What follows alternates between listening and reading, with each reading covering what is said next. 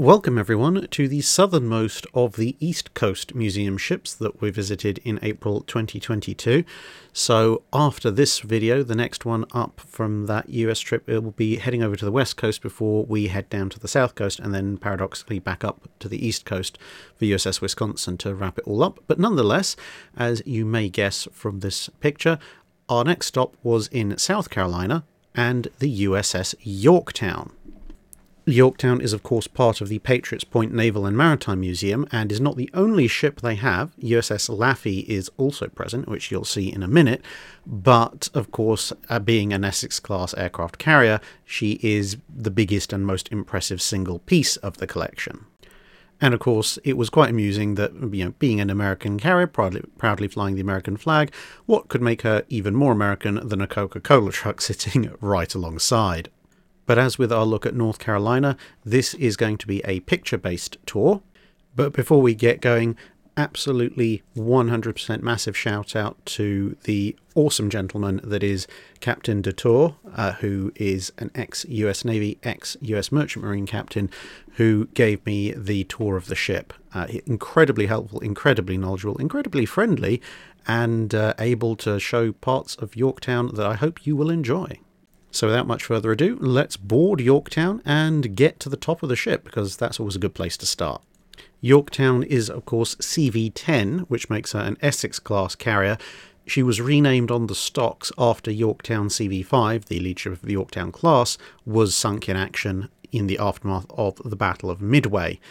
She was originally supposed to be called Bonhomme Richard, but of course was, as we just said, renamed. Launched at the beginning of 1943, so not too long after the loss of the previous Yorktown, and commissioned in April 1943. So her designation as CV10 probably informs you that she was one of the very first Essex class, and thus she saw an awful lot of action in comparison to some of the later arriving Essex class during the war. However, she saw out the bulk of her service life with the US Navy during the Cold War period, only actually going out of service in the 1970s, and so as a museum that commemorates the ship as a whole and her whole career, she does have a lot of equipment on board that reflects that time of her life as well as the World War II period. And as we get up to near the top of the island and we look back, you can see exactly what we mean.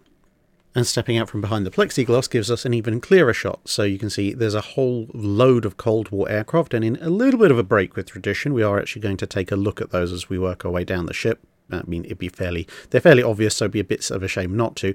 On the left there, you can see USS Laffey occupying her space at her berth, and in the background, the marina that's grown up around Patriots Point as well. Now, of course, you can directly overlook flight operations and landing operations in this area in the aft of the island, but as was recounted in the video that I did about Typhoon Cobra, Yorktown, which was present for Typhoon Cobra, as well as the subsequent encounter with what's alternately called Typhoon Connie or Typhoon Viper, also had to deal with a fair share of inclement weather, which would make this station fairly untenable at times. And so at some stage in her career, she received this little Air Operations Control Centre installed on the aft of the island. Now, it's important to note that, as I said earlier, she did serve in the Cold War and underwent several refits, and this is one of those refits, because if you'll notice here, in this picture taken of her commissioning, well, not only are there some 5-inch 38 mounts, but you'll see along the island, sticking out over the flight deck, there are no glazed sections. There are just some open walkways. Whereas in this additional section, if you go right into it, you can look all the way down to the bow of the ship as well as to the stern. As you can see here, there's some slight reflections of the glass in this photo, but it gives you a good idea of what you can visually see. And if you want to skip back a few seconds to that previous commissioning photo, you can probably work out from the detail that's available on the right exactly where this sits on the previous World War II structure. And within this compartment is also a very nice array of equipment that was used to help assist in the operation of the carrier's flight group. So you can see here we have a Z-line horizontal adjustment dial down there at the bottom and a bunch of other switches and dials, which are associated with yet more switches and dials, the appearance of which obviously gives away their Cold War origins. The brass effect was much more in effect in World War II equipment, but they also have this little board present, which reflects a typical operational day of Yorktown back in a Cold War era operational period. But as you make your way forward inside the island, you find you're dealing more and more with the business of navigating the ship rather than handling the air group. This is part of a map plotter system that you might recognise from some other ships. And that includes this collection of marine chronometers. Now you might be thinking, well, isn't that a bit of an archaic thing to be having on a modern 20th century ship? Well, to those of us these days who have grown up mostly with GPS, that might seem so, but you've got to remember that GPS, even in its exclusively military format, which predates its marketing to the civilian world, only started to come into existence in the 1970s, which was after Yorktown was decommissioned.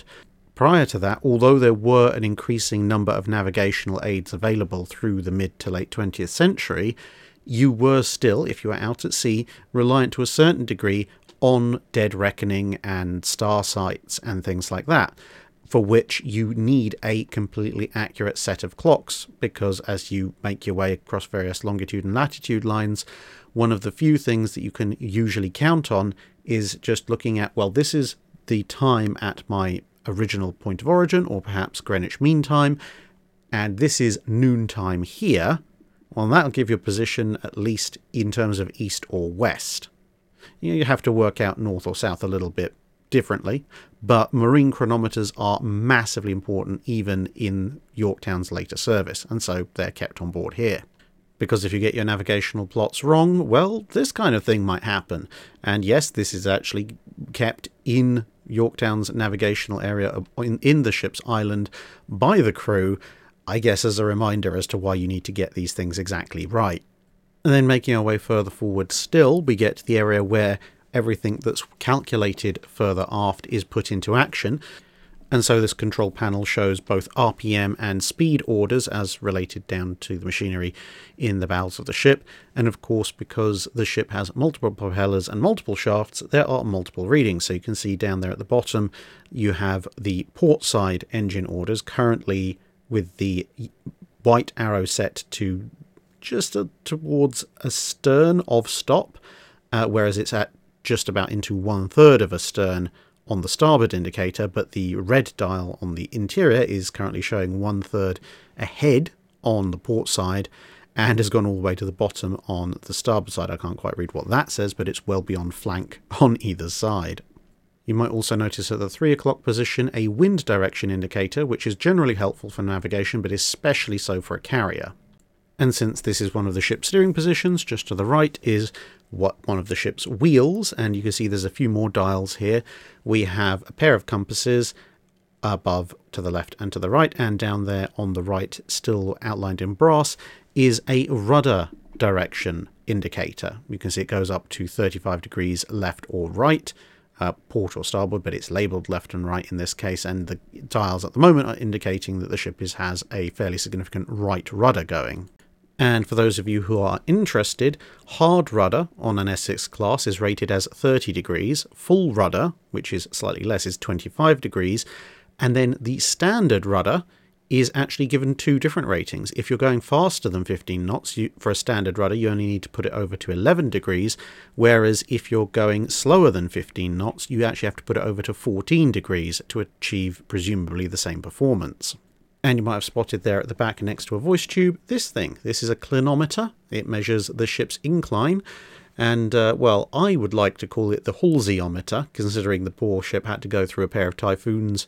But either this is a newer model that was installed somewhat later, although the 1942 date makes me think it's probably original to the ship, but it seems that during the typhoon none of the crew thought to mark just exactly how far over the ship went, which is a little bit of a shame. But you can see it does go up to 70 degrees. I rather suspect with an Essex class carrier, if you were heeling over at 70 degrees or anything close to it, you might have bigger things to worry about than the fact that the inclinometer was showing you that. But never mind. And then we come right forward in this compartment. Again, this is all fully enclosed, and you can see there's a seat there on the right and a compass right next to it, along with a bunch of extra dials and various other bits of machinery, a lot of which the eagle-eyed amongst you might spot are actually repeating the information that's found further back with the steering and navigation position, but which of course the command staff up front need to know without referencing people further behind. You might also have noticed some of the telephones that were positioned in this area, which again allow the bridge crew to communicate their wishes and intentions to other portions of the ship. And for a bit of reference, this is the view outside of these windows. So you can see we've come right to the forwardmost part of the island. And you can see just there on the left, the little bend out of the bow on the port side indicates, of course, that Yorktown has been refitted during the Cold War to include an angled flight deck, which she wouldn't have had during the Second World War. Well, she wouldn't have had that F4 Phantom either, but that, I hope, would be a bit more obvious. Heading on further down through the island reveals this little electronic technician's repair bay, which keeps a lot of the systems that we saw further up working, as well as the systems further down as well.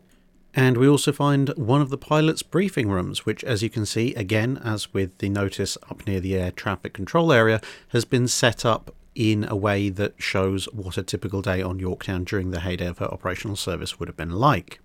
And as you can see from flipping around, this is half of the room, so there's a total of a dozen seats plus some standing area in the back.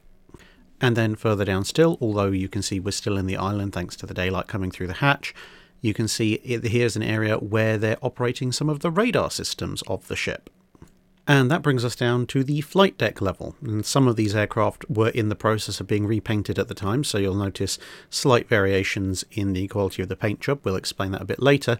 But, well, let's start from right aft going forward. And over here on the aft port quarter is one of my favourite Cold War aircraft, the A4 Skyhawk, the little aircraft that could. It's small, it's compact, and it also reflects the massive advances in aircraft technology that were occurring just after the end of World War II. Because bear in mind, World War II is almost entirely dominated by piston-driven aircraft, and even as late as the Korean War, piston-driven aircraft are still seeing significant combat usage.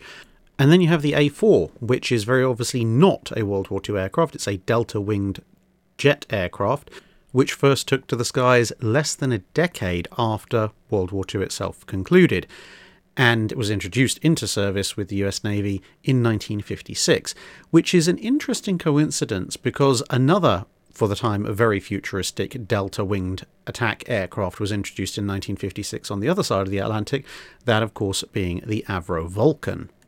So from Douglas B-26s and Avro Lancasters to Douglas A4 Skyhawks and Avro Vulcans in about a decade, yeah, that's not bad going. But looking over the side of the flight deck as we continue to work our way forward, you can see there are also some relics from her time as a World War II carrier, specifically this anti-aircraft gun. And on the on the entrance to the ship on the starboard side, there's a quad 40mm Bofors you can have a look at as well. And then right next to it, and illustrating either how small the A4 is or just how big it is, depending on how you want to look at it, is, of course, the F-14 Tomcat. Now, whilst a number of aircraft on Yorktown's flight deck are painted up to show that they had operated with Yorktown at some point, you'll see that this Tomcat is from USS George Washington, and that's because, well, with the best will in the world, you are not going to get a Tomcat operating off of an Essex class, no matter how much you refitted it, bearing in mind that in regular day-to-day service, even the Midway class, which succeeded them, didn't run the F-14, except on one particularly notable occasion, when one from USS Enterprise CV10 had to divert to USS Midway, but more on that when we cover USS Midway herself. Next, as we move forward, is an S2 tracker of VS-23, the Black Cats, which was a squadron that operated off of Yorktown in the Vietnam era. The S2 tracker is an anti-submarine hunting aircraft, and was the last but one dedicated ASW aircraft to operate off of US carrier flight decks, if you exclude helicopters, and was succeeded by the S3 Viking, which we'll see a little bit later. And then we have the ever happy to see you grin of what would be the A4's replacement on a lot of US carriers, the A7 Corsair II, which as its designation indicates is also an attack aircraft. This one's done up in the colours of VA-147, serving aboard USS Ranger. And next to it is the F8 Crusader, the A7's slightly meaner looking gunfighting cousin, which is of course a fighter aircraft operated by the US Navy and interestingly enough also by the French Navy. aboard their older carriers that have been superseded now by Charles de Gaulle. This aircraft was in the process of getting a little bit of a paint touch-up. As you may have noticed, there's no tail art in the previous shot when you could see the tail sticking up behind the A7.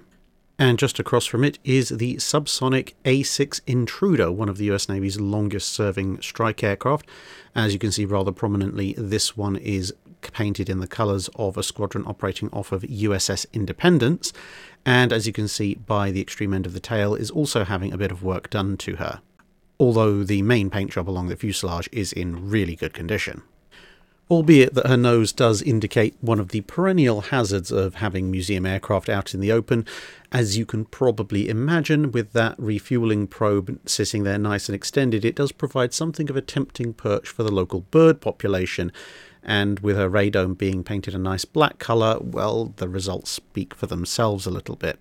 Unfortunately, as far as I'm aware, there's no way to retract that fuel probe, so they just have to keep cleaning the poor thing. Then we have the S3 Viking, which I mentioned earlier, the jet-powered successor to the S2 Tracker, and currently the last fixed-wing dedicated anti-submarine aircraft that the US Navy ever operated. Although towards the end of their service career they also had quite an interesting side job as aerial tankers for other aircraft. Thanks to their long endurance, they were able to carry a fair amount of fuel aboard to give to other planes who had perhaps shorter legs. And sitting in the middle of the flight deck carrying James Bond's own personal call sign is this monstrous thing, the A3 Sky Warrior. Obviously originally an attack aircraft by designation. This particular aircraft, however, is not, strictly speaking, an attack aircraft. This is the EA-3B Sky Warrior, an electronic warfare and reconnaissance variant that has been brought aboard Yorktown to round out its aircraft collection. And then we have this thing, which is quite happily winking at us with one of its windscreen covers slightly falling off. This is an E-1B Tracer. And yes, they did have the S2 Tracker, the E1 Tracer, and also the C1 Trader, which is what the E1 is actually based off of. This is an aerial warning and control aircraft, an AWACS, a miniature version of the land-based E3, and which would be succeeded at sea by the E2 Hawkeye, which a lot of people will be very familiar with. However, the Hawkeye was actually too tall to fit in the hangars of an Essex class, so whilst the supercarriers would take aboard E2s, the Essexes, including Yorktown, would continue to operate the E1s for a good time after. And then rounding out the jet aircraft on deck is this wonderful example of the F4 Phantom, or more correctly the F4 Phantom II, which would go on to serve in a wide variety of air forces both on land and at sea. Starting off in the US Navy, then transitioning over to the US Air Force, and then also serving in the Royal Navy and subsequently the Royal Air Force, amongst others. Now, there are a couple of other aircraft on board, but at the time both of them were under varying stages of significant conservation, hence I didn't include them in the main lineup, and you'll see why in a second. So this is an F-18 Hornet, or FA-18 Hornet I guess, which as you can see needs a little bit of a touch up to its VFA 142 markings, amongst other things. And it was parked up right next to what, in April 2022 at least, was the main focus of the repainting work, this Sea King helicopter, which as you can see is in the middle of priming and coating. Now, before we head below decks, there's another interesting thing you might find on the flight deck, and that is a series of victory boards or tally boards for the various air groups that operated from Yorktown during the Second World War. And the way that they evolve is actually quite instructive as to the nature of the war that the US Navy was fighting. So for those of you who might not know, unlike, say, in the Royal Navy, where individual squadrons might be assigned to or from a carrier at any given time, and whilst there was a degree of flexibility in the US Navy in this regard, for the most part on US Navy vessels in the Second World War, the entire air group came as one unit. So that would include fighters, torpedo bombers, dive bombers, and scout bombers, and the whole lot would be rotated off and replaced by another unit at some point. And so you have Air Group 5, which serves with the ship from the end of August 1943 through to April 1944. That's its first air group. They are succeeded in June 1944 through to July 1944 by Air Group 1, who have a fairly busy time of it. They are then in turn succeeded in October by Air Group 3, which lasts until March of 1945, and then we'll come on to some of the other air groups in a second. And their total claimed kill counts and damage counts are shown on the board. Now, if you can't read that little key down there on the bottom right, a rising sun flag represents an aircraft claimed shot down. A duck represents an aircraft that has been destroyed on the ground. The slightly angled ship symbol represents a ship that has been claimed as sunk, with the total tonnage and total number immediately below. And the ships that have the little spoke marker coming out of them are the ships that have been damaged. And if they claimed any particularly nice targets, then those are individually indicated.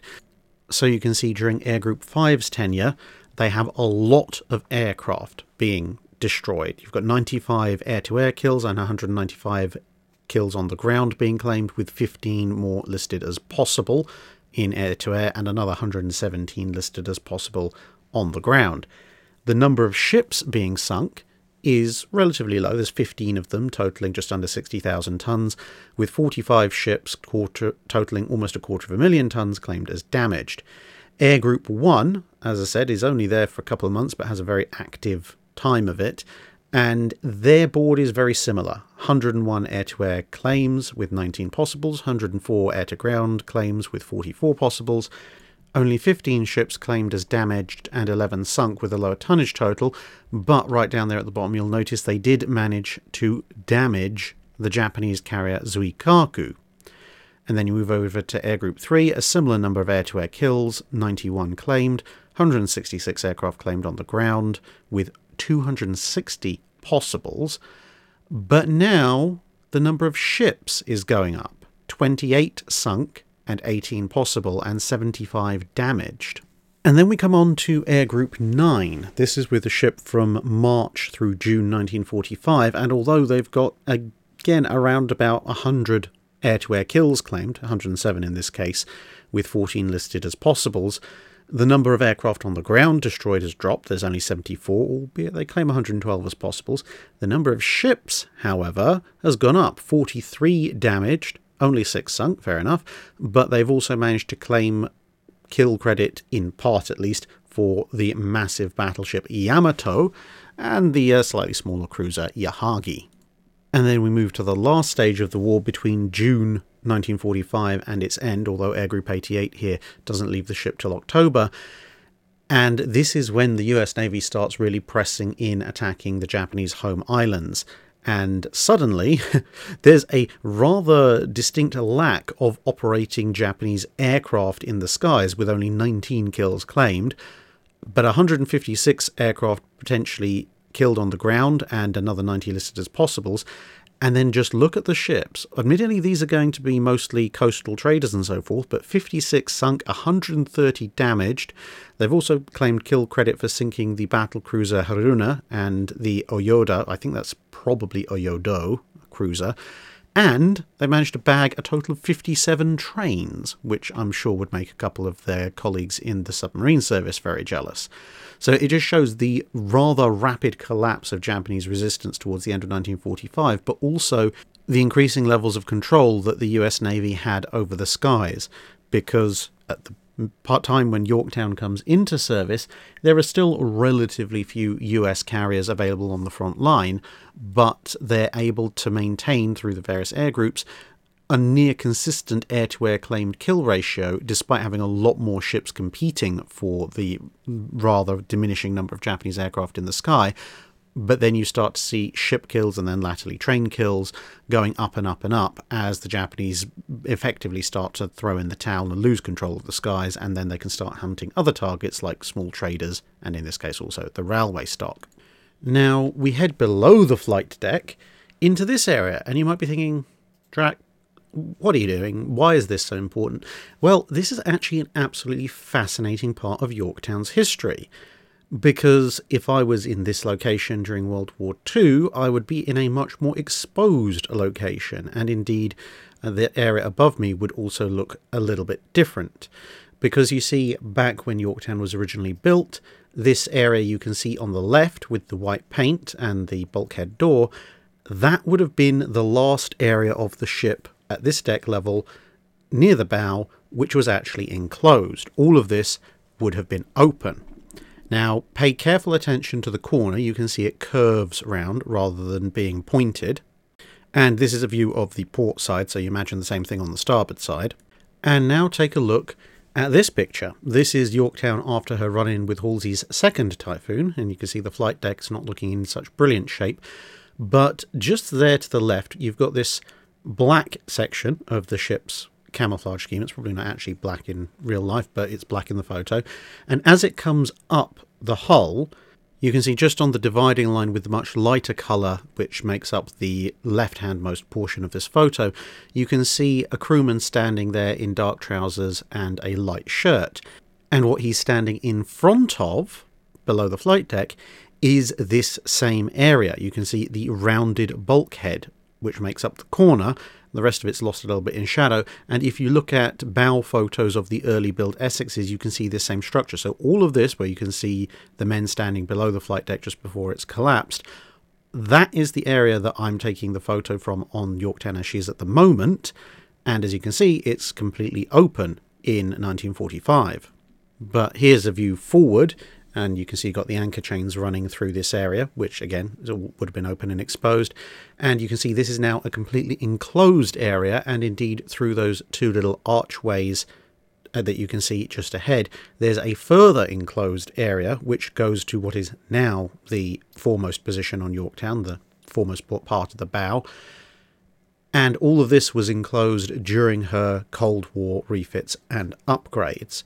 So it's quite interesting in that you can now actually, if you go all the way forward, which we did, you can stand in a position that physically didn't exist at all on Yorktown as she commissioned. If you teleported yourself back in time to that exact same location in 1943, you just fall straight into the water a little bit forward of the stem. And this is looking to port, so looking in the direction roughly of where that camera shot from the 1945 shot is, and you can see again the bulkhead curving off there and all the plating that's been put in place which extends the hull up to meet up with the flight deck. And this is partially weatherproofing and partially also strengthening the flight deck to handle the newer, heavier aircraft. Now, of course, there are other parts of the ship to see on your way down. The interior of the hangar, the main hangar bay on the Yorktown, has a whole slew of aircraft on display and is very definitely worth a look. But in keeping with all of these videos, I'm showing you some of the highlights, maybe some of the bits you won't necessarily get to see on a standard tour, but I'm obviously also keeping some of it back because, as I've said in previous videos, I do want people to go and actually support the ships and see the ships for themselves. So hopefully this gives you a nice taster. If you physically can't make it for whatever reason, you see a reasonable amount of it. But it's important that these ships remain well visited by the public if you want them to still be around. Now, with that said, we are therefore going to go all the way down into the machinery spaces. And this is a particularly fascinating little bit of kit. It's, as you can see at the top, the engineer's order board for machinery operating status, and every major piece of machinery that's down here has one of these indicators. Now, if you can't read the key symbol at the top, each indicator is divided into 4 quadrants. The green or upper left quadrant means that it's operating. The red upper right quadrant means that that piece of machinery is secured. The yellow lower left quadrant means that the machinery is in standby, and the blue lower right quadrant means that that piece of machinery is inoperable, which is not usually something you want to see. And again, bearing in mind that this is only the major machinery, not counting all the innumerable little bits and pieces that are found all over this portion of the ship, I will now read you the list of units that are listed. So you've got boilers, 1A and 1B, main forced draft blowers, there are 4 of those, the 2 lighting off blowers, a main fuel oil service pump number 1A and 1B, the port use fuel oil service pump, the fuel oil transfer pump, which is for refueling at sea, bilge and fuel oil stripping pump, main feed pumps, main feed booster pumps, main condenser condensate pumps, main condenser circulating pump, main lube oil service pumps, ship's service turbo generator condenser circulating pumps, ship's service turbo generator condenser condensate pumps, ship's service turbo generators themselves, and in that area, 3 of the dials have actually fallen off. The low pressure ship service air compressor, the high pressure air compressor, the distilling plants, the distiller feed pumps, the ship service diesel generator, the ship service diesel generator circulating pump, the heating supply system, 1200 to 150 psi red valves, something that's got a chunk taken out of it but looks like distillate pump discharge tanks, possibly from the distiller, the make-up feed from reserve feed tanks, the reserve feed transfer pressurized from reserve feed tanks, fuel oil service suction, refrigerating compressors, steering gear units, fire pumps, fin stabilizers, and Prairie Master air compressor. And bearing in mind that the ship has 8 boilers, you can guess that this would be replicated multiple times because this obviously only counts boilers 1A and 1B. If you're wondering what the 4 columns are for, the left-handmost column indicates that that system is in the auxiliary machinery room number 1. The second column, where most of the dials are, indicates the fire room, or what we might call a boiler room. Then the third column is the engine room, where the turbines are. And then finally, the right-handmost column, where only a few items are, is auxiliary machinery room number 2 and pump room. And then we have this control board, which stretches off to the right and incorporates some dials and bits of kit that you might recognize from up top in the bridge area. So you've got RPM counters, and now down here you've got pressure counters, temperature gauges, and all sorts of fun devices. You've also got up there on the left, on the top, you've got various dials showing how many RPM individual shafts are making, and these 2 large dials down here at the bottom, these are to open pressure on the left. The green one is for going ahead, and on the right, the red one is for going astern. There's also a handy compass that shows you what direction the ship's going, which is quite useful considering you're now below the waterline. There's no visual way of checking that. And you might be thinking, well, hang on a minute, why are there, in this case, for example, indicators for shaft number 3 and shaft number 4? That's the centre and left hand of the 3 dials on the top left, which are labelled, when this is in just one machinery room. And there's RPM counters for the other shafts as well, and the main one for the shaft that this one's controlling. Well, it's because they need to know in this machinery space what's going on in the other machinery spaces so that they can make determinations as to what's safe to do.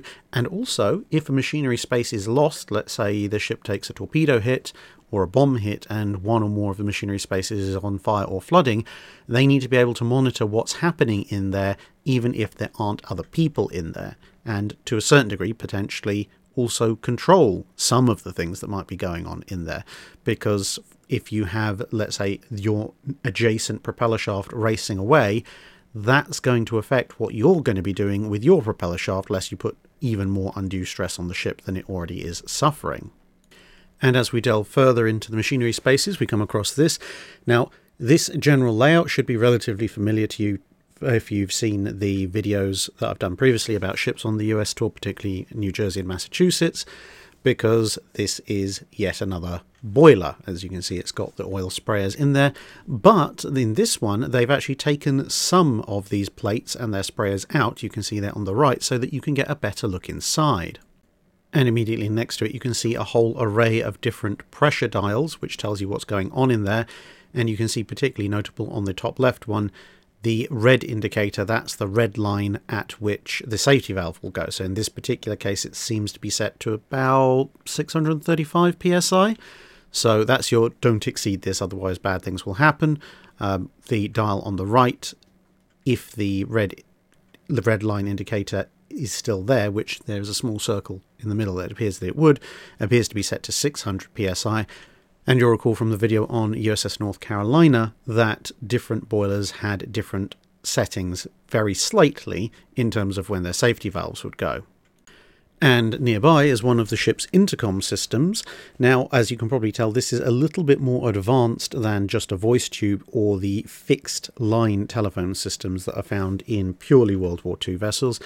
As you can see, this one has a speaker, but it also has a number of different selector dials, so from the same unit you can choose to call a number of different locations. Mostly, as they're labelled here, fire rooms, aka boiler rooms, but you can also call some engine rooms, and so on and so forth. And, well, you can actually stare into the heart of the machinery, as you can see here. Well, let's get a bit closer. And as you can see, what's inside has been kept in remarkably good condition. Unfortunately, I did record a little audio note to myself that explained exactly what this was, but it came out a little bit garbled and I can't make heads or tails of it. So for those of you who've served in the US Navy and might have used one of these systems or something close to it and recognize exactly what we're looking at, perhaps you could let us know in the comments below, as that will make for a far more interesting and detailed read for the rest of us. And, well, here is a slightly zoomed out view showing you which part of the machinery this is in. So you can get an immediate hint it's not part of the main boiler system, or at least it's not the fuel burners section. But heading aft, we come across this lovely great white wrapped object is one of the ship's main turbines, and just behind it there in grey is the reduction gear that turns the turbine's high RPM, as we discussed on North Carolina, into a lower RPM that can be sent through to the propeller shafts. And down here at the other end, you can actually see the propeller shaft itself, with a rather wonderful candy cane wrapping colour going, so you can tell when it's rotating. And nearby you can find another one of these limited multi-room intercom systems. This one is a damage repair system. As you can see, it's got switches that will allow you to connect to a variety of different damage control stations, which is obviously quite important because these machinery rooms are the biggest on the ship, so if one of these starts flooding, you really are in trouble. And so after a brief look at the engine room, we'll pop back up onto the flight deck to take a nice long look back over USS Yorktown. As I said, she's an absolutely excellent ship. Really, really nice visit. Do encourage you to go and have a look if you at all can. Many thanks, obviously, to not just Captain Dutour, but the other staff of Yorktown who let me have a look around in some of those places you might not otherwise be able to see. And of course, also a huge shout out to everybody who came to say hi aboard Yorktown. Now, there is one final little bit of amusement to be had on my visit to Yorktown, which, as you can imagine, by this point, we'd spent the better part of almost 2 weeks on the road. We had spent it most of it in an RV, which was its own special adventure, let's just say. And whilst spending our days aboard museum ships, in the last 2 days we've driven from DC down to USS North Carolina, and then from USS North Carolina to Patriots Point, which, let me tell you, is an entertaining pair of drives to do when you're very tired and it's very late at night in a RV that sounds like a Tupperware box full of rocks that's being bounced down a hill. But nonetheless, we had made it, we had survived, but between the fatigue that was rapidly catching up with us and would fortunately soon be somewhat mitigated by sleeping aboard a flight over to the West Coast, and the fact that US phone signal appeared to have decided that I could either have mobile internet or the ability to call people on the phone, but not both, my slightly sleep-deprived mind knew that the next day after visiting Yorktown, we were going to see Athias and the Sea and Arsenal crew, who are another wonderful example of extremely friendly, extremely hospitable people, and just great people all round. And you will have seen last year at this point the video that I did with them on their range, looking at naval small arms of World War II of the Royal Navy. And I had all of that to look forward to. But by mid to late afternoon, while we were doing the meetup, poor Athias had not managed to get in contact with me because of the aforementioned phone signal issues. And so he knew that I was going to be on Yorktown, so he came to say hello, which meant that some people in the audience, they knew who he was, but my slightly frazzled brain completely failed to register. I was just like, he looks familiar. I don't know why he looks familiar, but I think, I don't know. And Athias describes it much, much better from his perspective, because he was actually, obviously watching the whole thing and found it equally hilarious. And he had to eventually then just remind me who he was, at which point everything fell into place. I was like, oh, that would explain what my brain was trying to tell me. I do sincerely apologise. But fortunately, he took it all in good spirits, and we were able to then have a very successful following day at the range. So, yeah, if you can, definitely go see Patriots Point, Yorktown and Laffey. Also, obviously, please go and have a look at the video that I did with CN Arsenal and subscribe to their channel as well if you're interested in historical firearms. And for those of you who are wondering, what about poor old Laffy there sitting off of Yorktown's starboard aft quarter looking a bit forlorn for herself because we didn't visit her at this point? Well, hopefully at some point further down the line, hopefully towards the end of this year, I'll get to come back and have a look around her as well. So you have that to look forward to. Once again, thanks everyone for watching, and hope to see you again on another video. Next month, we will be heading across the continent. That's it for this video. Thanks for watching. If you have a comment or suggestion for a ship to review, let us know in the comments below. Don't forget to comment on the pinned post for dry dock questions.